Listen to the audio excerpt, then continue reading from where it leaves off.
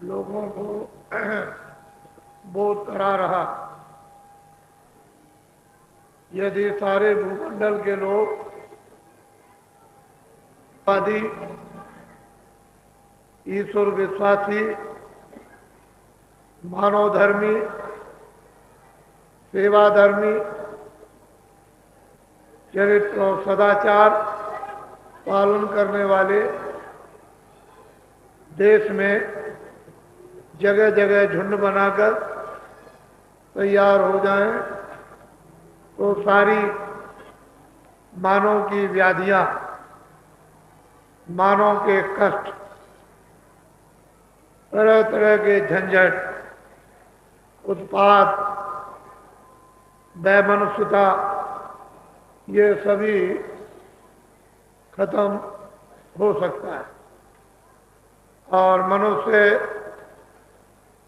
एक शांति का अपने जीवन में सही रूप से अनुभव कर सकता है। ये छोटे छोटे दृश्य जो आपको दिखाई दे रहे, इतने मेहनत की गई, बड़ा परिश्रम किया है।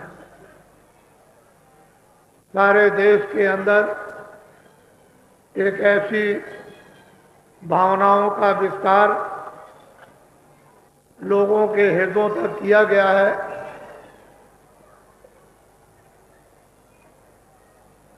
कि जगह जगह अब ये चिन्ह दिखाई देने लगे। और यदि इस भावनाओं का विस्तार न किया जाता तो देश में रक्तपात, खून की नदी बह चलती। जितने भी छोटे बड़े, पढ़े लिखे अनपढ़, हिंदू मुसलमान, सिख और ईसाई, कर्मचारी अधिकारी, कास्ट और छात्र और सेठ साहूकार, ये सब अनुभव कर रहे हैं कि बाबा जी ने देश में मानव के साथ, इंसानों के साथ बड़ी मेहनत, बड़ा परिश्रम किया। आपके उपदेश के संबंध में कोई भी कुछ बोल नहीं सकता, न तो हिंदू कुछ कह सकता, न मुसलमान, न सिख, न ईसाई, न कोई देवी देवता का पुजारी। हम इस रास्ते से आपको ले चले हैं और इस रास्ते पर आपको ले आए जहां सभी प्रकार के देवी देवताओं और इष्टों के विवाद समाप्त हो जाते हैं। हमने तो ऐसा सनातन अनादि काल का लोगों को पाठ पढ़ाया है और इनको कोशिश की गई ये सब के सब ईश्वरवादी खुदाई बन जाए। भगवान पर विश्वास, खुदा पर यकीन करने लगे। खुदा और भगवान में कोई दो चेहरे नहीं है। सूरज है, उसमें कोई दो रूप नहीं लगे हुए हैं, वो तो सूरज सूरज ही है और चंद्रमा चंद्रमा ही है और तारे तारे ही है, लेकिन कोई दो रूप नहीं है। भगवान के खुदा के अलग अलग नहीं, उसी को उन्होंने अपनी भाषा जबान में खुदा, किसी ने जबान में गाड और किसी ने जबान में गुरु और किसी ने जबान में अपनी अपनी भगवान कह डाला, लेकिन वस्तुतः बोध तो सबके लिए एक ही है, उसमें कोई परिवर्तन नहीं। फकीरों महात्माओं की इस समय पर अहमियत है। अगर वो देश को दिशा नहीं देंगे तो ये सारा का सारा भूमंडल एक जल्लाद का समुद्र बन जाएगा और जिसमें प्राय सभी लोग उसमें डूबकर हाहाकार त्रायमाम करेंगे। आपने कुछ दिन पहले सुना भी और देखा भी होगा, जब वो प्रयागराज में कुंभ था और जब जरा सा एक दलदल बन गया तो उसमें कितने हजार आदमी देखते देखते लोग समा गए और एक के ऊपर एक और एक के ऊपर एक, और ये पता नहीं चला। तो ये जल, पृथ्वी, अग्नि, वायु, आकाश है, किसी समय पर भी अपना ये चीर फाड़ सकते हैं और आपको अपने में ले सकते, लेकिन फिर भी ईश्वर की सत्ता का निरंतर प्रतिपादन होता रहेगा। ईश्वर की सत्ता और उसके ज्ञान का सदैव ही यहाँ संदेश लोगों को सुनने को मिलता रहेगा। ये मृतलोक है, वो मंडल भूमि है जहाँ बड़े बड़े सिद्ध पुरुष है ऊपर के दिव्य लोकों से यहाँ भेजे गए और जिन्होंने साधना का स्रोत है जारी किया और भूले हुओं को साधना कराकर वापस पहुंचाया। वो तो पूरे ही होते हैं, लेकिन जो यहाँ बहुत मुद्दतों से रह रहे हैं वो अपने आने का रास्ता भूल चुके, उनके लिए तो नवीन है, लेकिन आने वालों के लिए नवीन नहीं है, वो तो सनातन है। जो आते और जाते रहते हैं उनके लिए भगवान न तो कभी दूर हुआ न कभी दूर होगा, लेकिन जिनके हृदय और आंखों से भगवान ओझल हो गया और कितने दिन बीत गए और विश्वास यकीन आपका सब कुछ चला गया, उनके लिए भगवान बहुत ही दूर है। तो ये लोगों को मालूम हुआ कि वास्तव में मनुष्य की मानवता की शिक्षा इस देश के लिए बहुत महत्व रखती है, एक अहमियत है।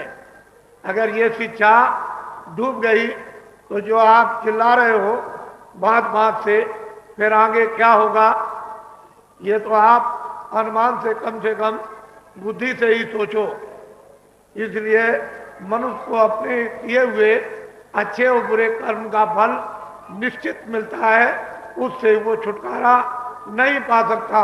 लेकिन महान शक्तियों के आदेशानुसार यदि वो अपने अच्छे बुरे काम को बदल देता है और बुरे काम को छोड़ दे, अच्छे काम पर आरूढ़ हो जाए, तो फिर वो उस कर्म का, अशुभ कर्म का भोक्ता नहीं बनता, बल्कि वो अशुभ कर्म उसका जड़ियों से शोधित कर लिया जाता है और पुण्य में उसको बदल कर और पुण्य को भी शोधित कर लेते हैं, तो अध्यात्मवाद में प्रवेश हो जाता।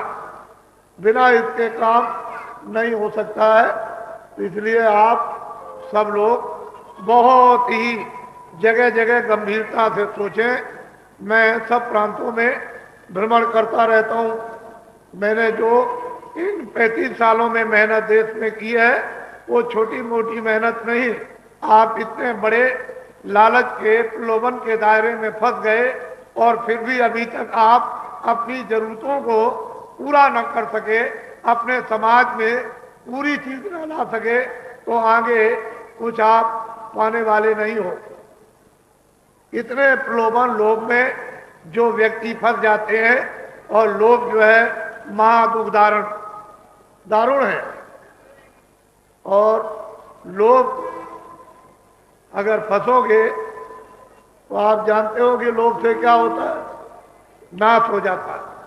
बुद्धि का, आपके मन का, चित्त का, आंख और कान का ये पतन होता है। इसलिए मनुष्य को अपने कर्मों पर टिकना चाहिए कि जो मेरे भाग में है वो तो मुझे रोज मिलेगा और मैं जो नवीन अच्छे कर्म करूंगा उसके लिए आपको अधिकार दिया गया है कि अच्छे से अच्छे काम करो, जिससे आगे आपका अच्छा कर्म जमा हो जाए और उससे फिर आपको अच्छा जीवन पुनः दोबारा शरीर त्यागने के बाद मिले, ताकि आप शरीर की जितनी जरूरत की चीजें हैं वो अपने भाग से प्राप्त कर सको। यदि आप आगे के लिए कुछ जमा नहीं करोगे तो शरीर का भोग भोगने के बाद कुछ आपके पास नहीं रहेगा, तो आप रोगे चिल्लाओगे, क्योंकि आपने तो अपने पुण्य कार्यों से कुछ जमा करके रखा ही नहीं। जो भी कार्य किए हैं वो सब आपने बुरे कार्य किए हैं, तो इसलिए आपको बुराई मिलेगी, रोना मिलेगा, गरीबी मिलेगी, रोग मिलेगा, कोढ़ मिलेगा, अंधे होगे, बीमार हो जाओगे, लूले लंगड़े हो गए, ये सब बिखादियां आपको मिलेंगी। लेकिन बुरे काम तुम छोड़ो और अच्छे काम अब करना शुरू कर दो, तो ये अच्छा आपके लिए होगा। मैंने कल आपको बताया कि आप अपने गृहस्थ आश्रम में रहते हो, सबसे विशेष आपका सहायक संबंधी कौन हो सकता है? आपकी पत्नी। जब कोई काम करने चलो, चाहे अच्छा हो चाहे बुरा हो, पत्नी से पूछो कि मैं ये काम करने जा रहा हूं, तुम्हारी समझ में ये काम अच्छा है कि बुरा है? तो पत्नी को इतना उसको ज्ञान है कि ये अच्छा ये बुरा है।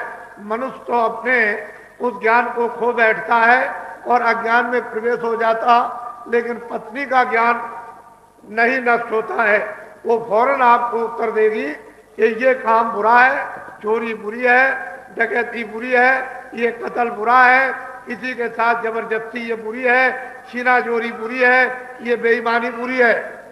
इस काम को पति देव आप मत करो।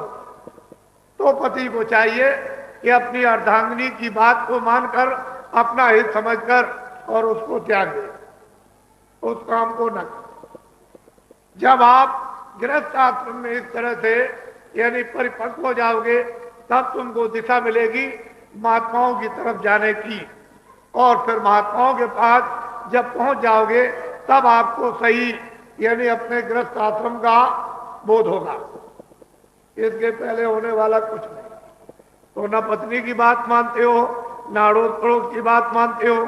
जो भाता है वही तुम अपनी इंद्रियों के द्वारा करते हो। आखिर इसका इंजाम परिणाम क्या होगा, वो मैं कानों से सब कुछ सुनता रहता हूं। वैसे तो आपकी सहायता करता रहता हूं, लेकिन कान बहरे नहीं हो गए। वो थोड़ी बहुत समझ है। जो जो आप चिल्ला रहे हो, उससे ये पता चलता है कि अगर आपने अच्छे काम किए होते तो आज हमारी सबकी ये दुर्दशा गृहस्थ आश्रम में समाज में ना होती। और इसीलिए जब गृहस्थ आश्रम बिगड़ता है तो समाज दूषित हो जाता है। जब समाज दूषित हो जाता है तो जातियां दूषित हो जाती हैं, और जातियां दूषित हो जाती हैं तो राज दूषित हो जाता है, और राज दूषित होता है तो राजा दूषित हो जाता। तो फल ये सबको भोगना पड़ता, और सब लोग इसको भोग रहे हैं। इससे इनकार नहीं किया जा सकता। इसलिए इन सब का शोधन करने के लिए आपको अपना मुख है उस तरफ मोड़ देना चाहिए जिधर महात्मा है। वो जो अध्यात्म बात की विद्या जो देते हैं, उस तरफ अपना ध्यान मोड़ दो। अपनी आंखों को और कानों को चल पड़ो, अपने हाथ और पैरों के कदम को बढ़ाओ। तो हो सकता है कि जो मंजिल आपकी हुई वो वापस हो जाएगी, और जंगली कटीले कांटों से आप बच जाओ, रास्ता आपका मिल जाएगा। तो ये सब देख रहे हो, कुछ होने वाला नहीं है।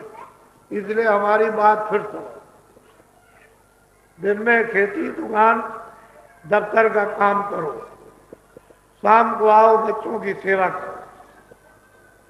कोई अतिथि मेहमान दरवाजे पर आ जाए, उसकी भी खिदमत सेवा कर डालो। कोई भी भूखा प्यासा आ जाए, यथाउचित जितना तुम्हारे पास में शक्ति हो, चुटकी हो, एक दाना हो, आधा गिलास पानी हो, उसको दे दो। तुम्हारे दरवाजे से कोई अतिथि है यानी ये कहता हुआ ना चला जाए कि अरे ये क्या आश्रम है, तो ये आश्रम तुम्हारा शमशान मरघट बन जाएगा। फिर जब आप ये काम अपने कर लो और सोने जाओ, तो 5 मिनट 10 मिनट मनुष्य रूपी मंदिर में सच्चे भगवान का भजन किससे है। और जीवात्मा भी चेतन है, और ये जीवात्मा उसी भगवान का अंश है। तो मनुष्य मंदिर में अपनी चेतन जीवात्मा से उस चेतन भगवान का भजन 5 मिनट 10 मिनट 15 मिनट रोज आप करो। तुम अगर इनकार करोगे कि मैं भजन और इबादत और मैं पाठ और प्रार्थना नहीं करूंगा, तो आपने अभी कष्ट नहीं देखे, बीमारी नहीं देखी, महामारी नहीं देखी, अकाल सूखा आपने और भुखमरी नहीं देखी। लोगों का ब्राह्मण ब्राह्मण, क्षत्रिय क्षत्रिय, हरिजन हरिजन और मुसलमान मुसलमान और ईसाई ईसाई और सिख सिख और छोटे और बड़े और पढ़े लिखे और अनपढ़, अभी आपने ये लड़ना भिड़ना नहीं देखा। ये सारा संकट आगे आने वाला है। फिर कोई आदमी ये तो नहीं कहेगा कि बाबा जी ने हमको ये सब संदेश जो है क्यों नहीं दिया, तो ये तो आप दोष नहीं लगाओगे। इसलिए आने वाले समय से मैं आपको पहले ही अवगत कराता हूं कि अब आप में ये भावना और प्रश्न उठ जाए कि इसका उपाय क्या, इसका यत्न क्या, क्या करें, क्या करना क्या नहीं करना। जब आप में प्रश्न उठ जाएगा कि इनसे हम कैसे बचें, किस तरह से इस दुख से छूटें, कलेश और कोहराम से बचें, हाहाकार त्रायमाम से त्रायमाम, तो अगर सब लोग अपने अपने काम में लग जाएं दिन में और शाम को बच्चों की सेवा में और फिर उसके बाद सोने के पहले भगवान के भजन में और रात को सब सो जाएं, तो ये सब विवाद खत्म। इसकी जरूरत ही नहीं। हमने 50 साल पहले ये देखा था कि लोग अपने उठते थे तो कोई ना कोई पूजा पाठ जो कुछ उनके घरों में मालूम है उसको करते थे। शाम को आए, फिर आकर के जो भी कहान हो, चाहे हिंदू हो चाहे काफ्तार हो, कोई भी हो, बच्चों में भी इतनी नम्रता थी और इतनी भावनाएं थी उनके अंदर कि वो बड़ों का सदैव ही मतलब है सम्मान करते थे, आज्ञा का पालन। लेकिन ये सब खत्म। इसको अच्छी तरह से आप समझो, ये भंडारा है। आज ये पुनीत दिन है। मैं आज तो नहीं कुछ कहना चाहता हूं, लेकिन इसी पर आपको जोड़ दूंगा कि आप चलते चलाते कुछ अपने लिए भी अच्छा होगा कि जमा कर लें, जो आप की हिफाजत संभाल इस जीवात्मा की जब चलते वक्त शरीर छोड़ो तो हो जाए फिर खड्डे में, इतने लंबे चौड़े जेल खानों में, 4 खाने 84 लक्ष्यों योनियों में और नरकों में न जाए, तो कम से कम थोड़ा बहुत समझ बूझ कर जो तुमने किया है वो तो कर लिया, अब उससे मुख मोड़ लो कि अब हमने जो किया वो तो कर लिया, हमको कुछ नहीं मिला, बदनामी मिली, हमारा लोकाचार भ्रष्ट हुआ, हमारा समाज भ्रष्ट हुआ, हम भ्रष्ट हो गए, हमारे बाल बच्चे भ्रष्ट हो गए और हम भी दुखी हो गए और समाज भी दुखी हो गया और राष्ट्र भी दुखी हो गया और समुदाय भी दुखी हो गया। तो अब तो कम से कम मुंह मोड़ लो और उस बुरे काम से हार मान लो। आप कुछ अपनी शक्ति का जो और अच्छे काम में दिखा दो। अरे भाई, तुम तो एक अच्छे काम के लिए आए थे। मनुष्य शरीर ये मिला था अच्छे काम के लिए, बुरे काम के लिए नहीं। ये जिस्म दिया गया था ये नेक काम के लिए, बद कामों के लिए नहीं।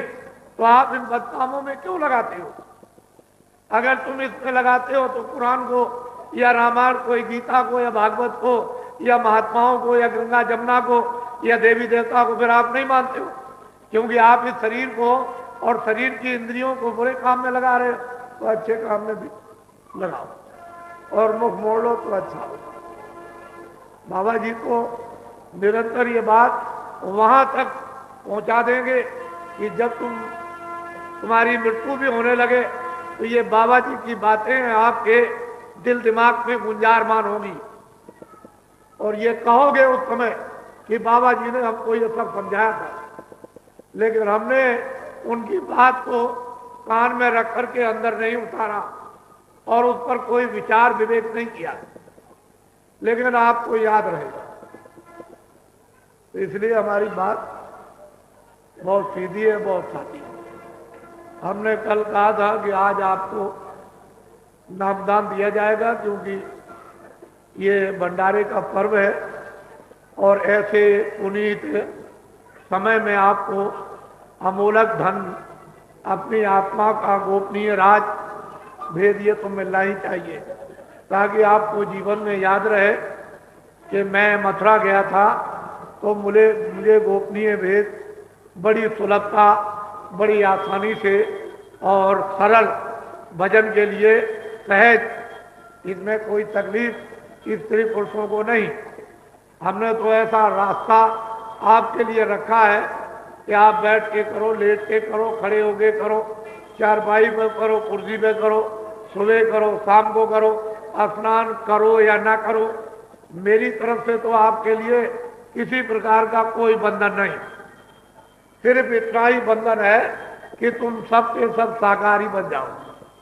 जितने अनाज हैं 100 बार खाओ, सब्जी और फल को 100 बार, और दूध और घी को आप 100 गिलास आप पियो, और 100 कपड़े आप रोज पहनो, और अच्छे मकानों में रहो। बाबा जी जब आपको मना करे कि आप मत खाओ तब कहना, लेकिन सा खाओ, और बीड़ी भी पी लो, तम्बाकू भी पी लो, हुक्का भी पी डालो, सिगरेट भी पी डालो, बाबा जी आपको मना नहीं करेंगे।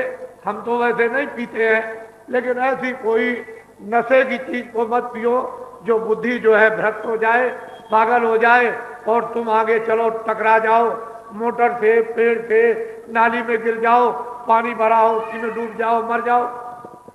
ये तुम्हारे लिए काम, ये किसका काम है? शैतान का।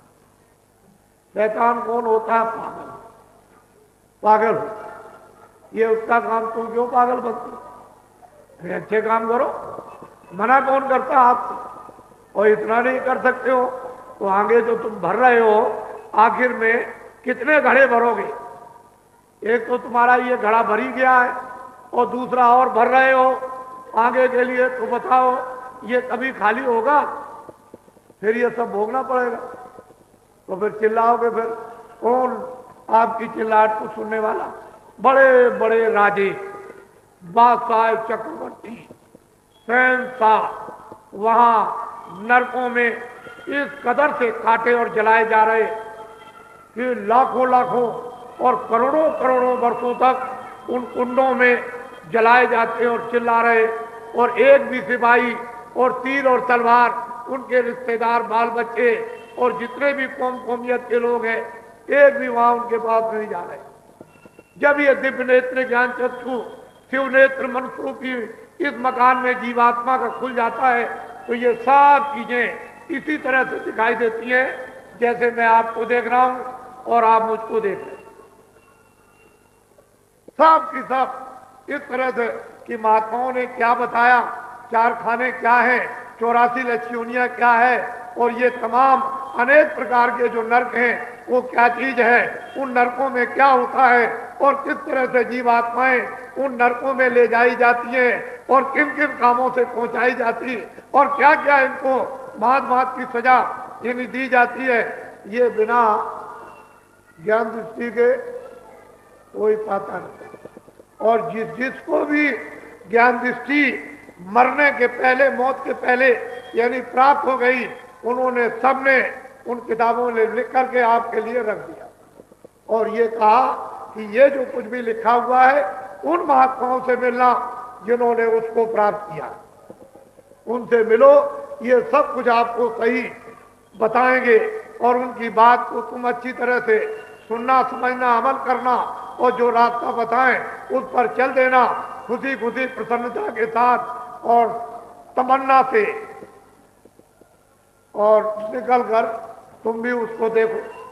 तो आपको तो ये कुछ मालूम नहीं, और यहां वैसे डडोरा पीटे बेमतलब, यानी पत्थर से पत्थर को टकरा रहे हो। इस शरीर को पत्थर बना दिया और पत्थर से टकरा रहे हो, मिलने वाला क्या? कुछ नहीं। अरे भाई ऐसा समझ बूझ करके करो। 5 तत्वों का ये शरीर है, जल, पृथ्वी, अग्नि, वायु, आकाश, तो आप इन तत्वों की जो कमी हो उसको तो आप पूरा कर लो, कौन मना करता है? लेकिन यह है कि उन तत्वों ही को खत्म कर दोगे तो ये क्या करेगा? ये तो जड़ है। जीवात्मा की चेतनता से चेतन हो रहा, आंख चल रही, आंख सुन रहे, वाणी बोल रही है, हाथ पैर इधर हिल रहे, लेकिन जब जीवात्मा निकाल दी जाए तो ये क्या है? मिट्टी। इसका क्या मूल है? लेकिन अगर इसमें बैठकर तुमने जीवात्मा को जगा लिया और अपनी असली वस्तु प्राप्त कर ली, इसीलिए इसका मूल है, तब ये पूजनीय होता है। मिट्टी भी उसकी पूजनीय होगी और वो भी राख लगा दी जाएगी, तो उससे भी जीवात्माओं का कितना मन निपटारा हो जाता है। लेकिन आप लोग ये सब चीजें सुने समझे, महात्माओं को सब तरह का उपदेश आता है, चाहे वो राजनीति हो। आप भी आपको राजनीति जानते नहीं हो, वैसे कहते हो कि मैं राजनीति जानता हूं, लेकिन राजनीति आपको मालूम नहीं, ना आपको कर्मनीति मालूम, ना आपको धर्मनीति मालूम, ना आपको गृहस्थ नीति मालूम, ना आपको समाज नीति मालूम, और ना आपको मुसल्लम ईमान नीति मालूम, और ना आपको दया नीति मालूम। तो कुछ नहीं है, इसको तो जानवर बना दिया। क्या मालूम होगा? जब बुद्धि को आपने शून्य कर दिया, जिस बुद्धि की इतनी बड़ी इस मृतलोक में महिमा थी, उसको शून्य कर दिया, तो फिर आपको क्या मालूम होगा? जरूरत है आप लोग अब से आप अच्छे काम। मैं अभी जब आपका चुनाव नहीं हो रहा था, तब भी मैं ये दौड़ा कर रहा था और लोगों को ये बात बता रहा था, और जब ये चुनाव की घोषणा हो गई तो मैंने कहा कि ये जनता के हक में नहीं है। जहां आप बेईमान बन जाओ, बेईमानी सिखा दो, चोरी सिखा दो, डकैती सिखा दो, कत्ल सिखा दो, तो ये तो कोई सामाजिक काम तो नहीं है। ये सामाजिक काम है, ये तो लूटपाट का काम हो तो कोई भी लूट सकता, ये कोई सामाजिक मानवता का काम नहीं, प्रजातांत्रिक सामाजिक काम नहीं है। प्रजातांत्रिक सामाजिक काम तो उसी को है कि प्रजा यानी सामाजिक मानव को हर तरह की सुविधा और इसको न्याय रक्षा, जिससे कि निर्भय होकर खेती में, दुकान में, दफ्तर में काम करे, बच्चों की सेवा करे, इस भूमि को अपनी मातृभूमि समझे, और इसके लिए जब जरूरत पड़ जाए तो इस शरीर को अपना बलिदान कर दे, तब तो ठीक है। लेकिन अगर ये कहा जाए कि मातृभूमि के लिए तुम बलिदान हो जाओ, तो कोई भी बलिदान नहीं होगा। लेकिन धन और दौलत के लिए तो तुम यानी बलिदान हो जाओगे। वो तो चोर भी बलिदान होता, डकैत भी बलिदान हो जाता, क्योंकि जब डकैती चोरी करने जाएगा और मुकालवा हो जाएगा तो मारा जाएगा, तो भी। लेकिन मातृभूमि के लिए बलिदान तो नहीं हुआ, वो तो वस्तु के लिए बलिदान अज्ञान में हो गया, ये किसी को मालूम नहीं। तो महात्माओं के पास सब तरह का पाठ ये आपको मिलेगा, हर तरह का बोध मिलेगा, हर तरह की शिक्षा मिलेगी, हर तरह की दिशा मिलेगी, और हर तरह का उपाय आपको मिलेगा। ऐसा कोई उपाय निदान नहीं जो ना हो सके। मैं पहले बोलता रहा कि भाई पंजाब में इतनी घटना हो रही है, आओ मैं तुमको रास्ता बता दूं, 15 दिन में समाधान कर देना उस रास्ते से, ये सारी घटना बंद हो जाएगी। खुल्लम खुल्ला चिल्लाता रहा और आपने सब जगह सुना, और अब भी कहता हूं इसमें कुछ नहीं है। मैं तो यही कहना चाहता हूं कि अगर लोग विचारमान और विचारशील होते और ये समझते कि पंजाब की समस्या का यानी अभी तुरंत शीघ्र उसका साल और समाधान हो जाए, तो एक पंजाबी को आप प्रधानमंत्री बना देते, बस सारा मामला खत्म, बात ही खत्म। सारी आग जो जल रही थी वो खत्म हो जाती। जैसे मान लीजिए कि ऊपर से बर्फ गिरा दी और ये जला हुआ हृदय ठंडा हो गया, ये सब ठंडा हो गया। अरे महात्माओं के पास सब समाधान। अगर इस देश को तुम खंडित नहीं करना चाहते तो जिन्ना को तुम प्रधानमंत्री बना देते, वो पूरब का बांग्लादेश और पश्चिम का पाकिस्तान, ये सारा का सारा भारतवर्ष अखंडित रहता। गजब कर दिया। अरे अभी तुम ना इस बातों को सुनो और समझो, और ये तुम्हारे पास खबरें नहीं, पहुंच रही, इससे ये मालूम हो रहा है कि तुम्हारा राज खून हो गया। समय समय पर महात्माओं ने जब बड़े बड़े राजाओं को शिक्षा दी है, और जब उनको वो ठोकर और धक्का लगी तो वो दौड़ पड़े। तो आप लोग ये बात समझते, महात्मा किसी के दुश्मन नहीं होते। ये बात अगर हो जाएगी तो उनको कौन महात्मा कहेगा, महानात्मा कौन कहेगा?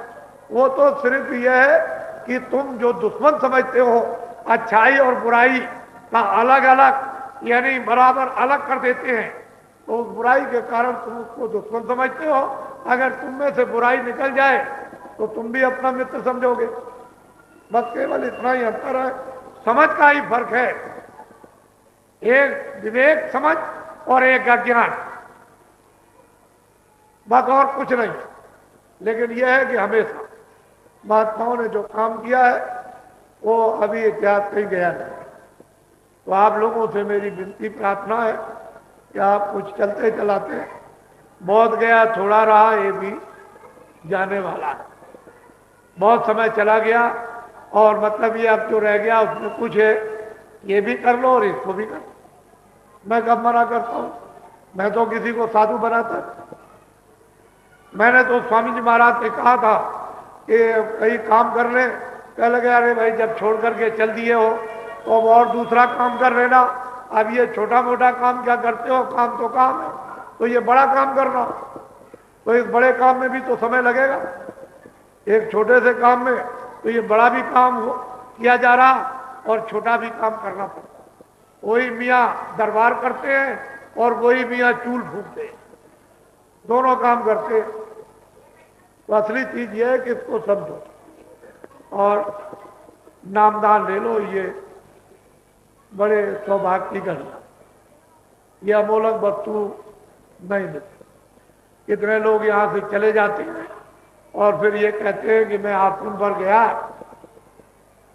लेकिन नामदान नहीं मिल पाए। तो गलती तो उनकी ये हो गई कि वो मथुरा चले गए होंगे, वृंदावन, तब तक नामदान हो गया। फिर शाम को जब समय नहीं मिला तो उनके जाने का समय हो गया, वो चले गए। लेकिन यह है कि नामदान तो होता ही। अगर आप ये प्रतीक्षा करते कि वास्तव में मुझे नामदान लेना है तो आपको कहीं नहीं जाना, क्योंकि ये तो मथुरा ही है, ये तो मधुबन यानी 84 कोस की परिक्रमा का प्रथम स्थान है। यहीं से शुरुआत होती है परिक्रमा की, और उस स्थान पर आप बैठे हुए हो तो जो आपने मुख्य स्थान को पकड़ लिया तो आप अपनी वस्तु को ले लीजिए, तब आप जाकर के परिक्रमा लगाइए। इसलिए अमोलक चीज लीजिए, बड़े सौभाग्य ये समय है। तो जो भगवान का नाम बोलो, सब लोग एक साथ एक आवाज में बोलना, आगे पीछे नहीं। सबकी ये बात, पूजा करने वाले अपनी पूजा करते रहो। जब पूजा करके आओ तो चुपचाप जबान को बंद रखो और चुपचाप अपना बैठ जाओ या खड़े हो जाओ। पूजा करने वाले अपनी पूजा करें, क्योंकि उसका संकल्प अलग है। हर चीजों का संकल्प अलग अलग होता है और उस संकल्प के फल भी अलग अलग होते हैं। इसलिए वो तो आप अपना काम करते रहो और वो चीज आप अलग लो और ये चीज अलग है, इसका अलग संकल्प है। ये नहीं है कि एक ही चीज अलग अलग है तो अलग अलग काम है। भाव अलग अलग संकल्प करके और यथाउचित है, जिसको जितनी जरूरत उसको दिया जाएगा। तो सब लोग एक साथ बोलना, आगे पीछे।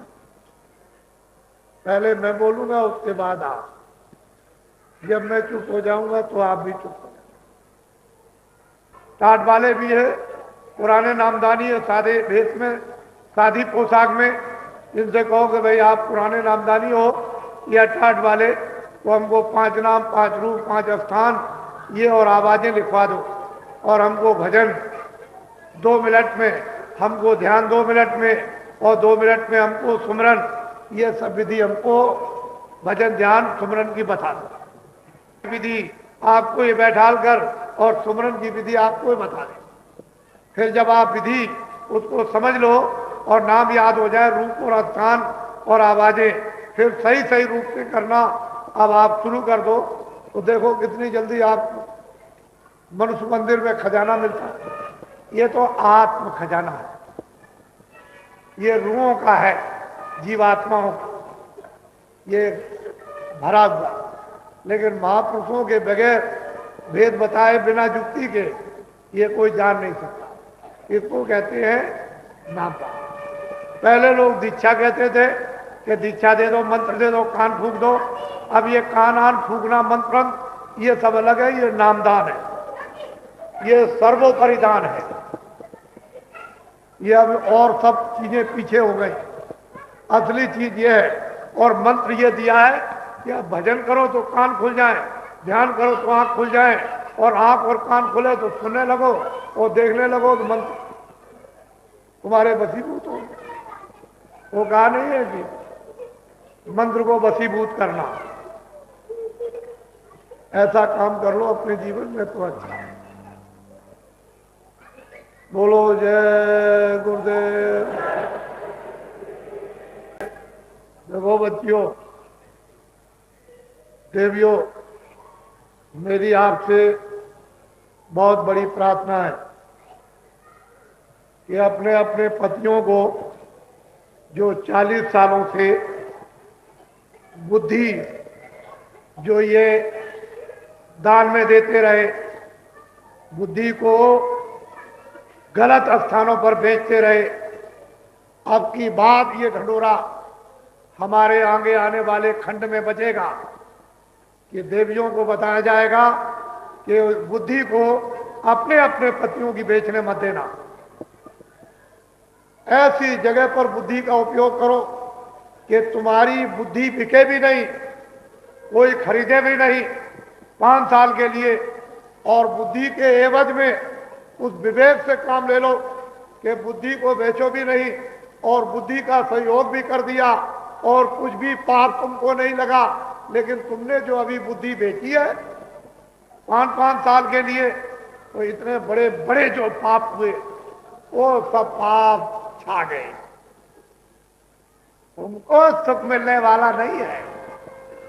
तुम ये कहोगे मुझे सुख मिल जाएगा, कभी कदाप सुख नहीं मिल सकता। वो तो महापुरुषों का जो संकल्प है उसी से कुछ हो सकता है। बाकी जो तुम्हारे ऊपर बोझा लदा हुआ वो सपने में भी तुमको सुख मिलने वाला नहीं। आपने वो काम किया है, इसलिए अपनी अपनी बुद्धि को जगाओ और जगाकर फिर इसको बेचो मत। कोई तुम्हारी बुद्धि को खरीद ना सके, इस तरह के तुम बन जाओ और बुद्धि का विवेक में फिर काम लो। अपना भी काम ले लो और औरों का भी काम कर लो।